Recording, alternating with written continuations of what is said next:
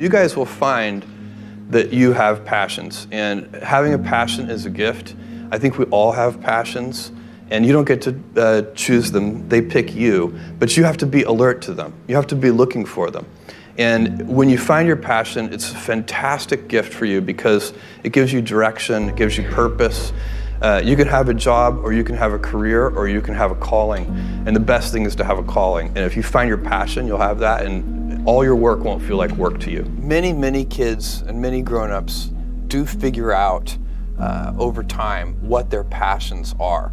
And sometimes we let I don't think it's that hard. I think what happens though sometimes is that we let our intellectual selves overrule those passions.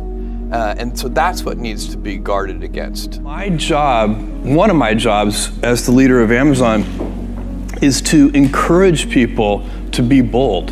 And people love to focus on things that aren't yet working.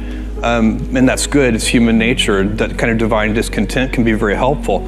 But it's incredibly hard to get people to take bold bets. And you need to encourage that. And if you're gonna take bold bets, they're gonna be experiments. And if they're experiments, you don't know ahead of time whether they're gonna work. Experiments are by their very nature prone to failure, but big successes, a few big successes compensate for dozens and dozens of things that didn't work. So, bold bets, AWS, Kindle, Amazon Prime, our third-party seller business, all of those things are examples of bold bets that did work, and they pay for a lot of experiments. I've made billions of dollars of failures at Amazon.com, literally billions of dollars of failures. And you might remember Pets.com or Cosmo, or give myself a root canal with no anesthesia very easily. None of those things are fun, but they don't matter. What really matters is companies that don't continue to experiment, companies that don't embrace failure. They eventually get in a desperate position where the only thing they can do is make a kind of Hail Mary bet at the very end of their corporate existence. Whereas companies that are, making bets all along, even, big bets, but not bet the company bets. I don't believe in bet the company bets. That's when you're desperate. That's the last thing you can do. It's not, you could be out of work and have terrible work-life balance. Even though you've got all the time in the world, right. You could just feel like, oh my God, I'm miserable, and you would be draining energy. And so you have to find that harmony. It's a much better word. And I think for most people, it's about meaning. People want to know that they're doing something interesting and useful. And for us, because of the challenges that we have chosen for ourselves, we get to work in the future, and it's super fun to work in the future for the right kind of person. You need to be nimble and robust. So you need to be able to take a punch, and you also need to be quick and innovative and doing new things at a high speed. That's the best defense against the future. And you have to always be leaning into the future. If you're leaning away from the future is going to win every time. Never, ever, ever lean away from the future. We all have adversity in our lives. I doubt if you really, if you know somebody, any friend or anybody that you talk to, there's no lack of adversity. And by the way, that's good, because it's what teaches us how to get back up. You fall down, you get back up. It always happens.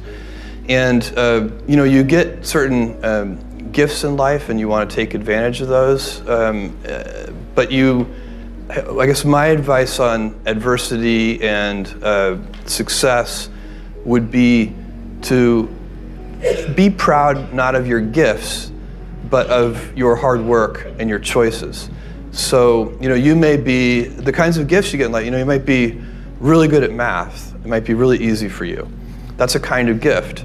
But practicing that math and taking it to the next step, that could be very challenging and hard, and take a lot of sweat. That's a choice. You can't really be proud of your gifts because they were given to you. You can be grateful for them and thankful for them. But your choices, you choose to work hard. You choose to do hard things. Those are choices that you can be proud of. Being an inventor requires, because the world is so complicated, you have to be a domain expert. I mean, in a way, even if you're not at the beginning, you have to learn enough so that you become a domain expert. But the danger is once you become a domain expert, you can be trapped by that knowledge. And so inventors have this paradoxical ability to have that 10,000 hours of practice and be a real domain expert and have that beginner's mind. Have that look at it freshly, even though they know so much about the domain. And that's the key to inventing. You have to have both. And I think that is intentional. I think all of us have that inside of us, and we can all do it, but you have to be intentional about it. You have to say, yeah, I am going to become an expert, and I'm going to keep my beginner's mind. You can't skip steps. You have to put one foot in front of the other. Things take time. There are no shortcuts. And but you want to do those steps with passion and ferocity. It's easy to have ideas. It's very hard to turn an idea into a successful product. There are a lot of steps in between, and it takes persistence, relentlessness.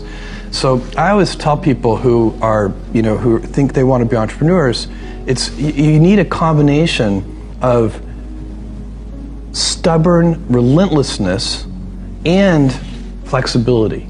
And you have to know when to be which. And basically you need to be stubborn on your vision, because otherwise it'll be too easy to give up.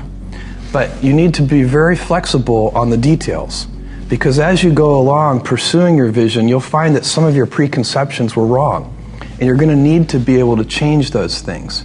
So I think taking an idea successfully all the way to the market and turning it into a real product that people care about and that really improves people's lives is a lot of hard work. Don't try to chase what is kind of the hot passion of the day.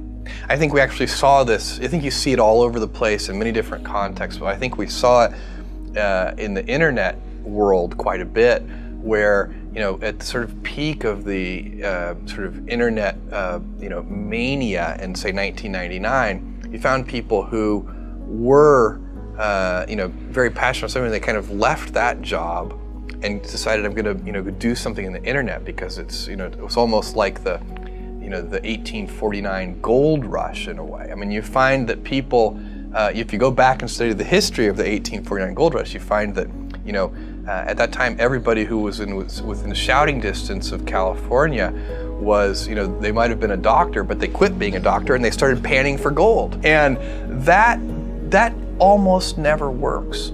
And even if it does work, according to some metric, financial success or whatever it might be, I suspect it leaves you ultimately unsatisfied.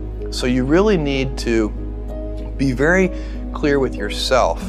And I think one of the best ways to do that is this notion of projecting yourself forward to age 80, looking back on your life and trying to make sure you've minimized the number of regrets you have. That works for career decisions. It works for family decisions. Do you want? I have a 14-month-old son, and it's very easy for me to, if I think about myself when I'm 80, I know I want to watch that little guy grow up.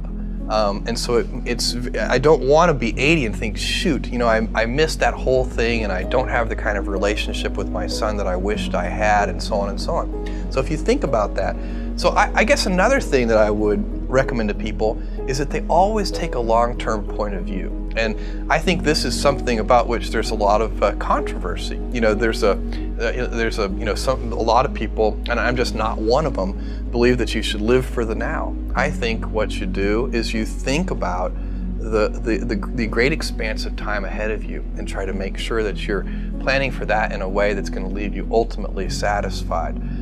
So this is the way it works for me. And I mean, everybody needs to find that for themselves.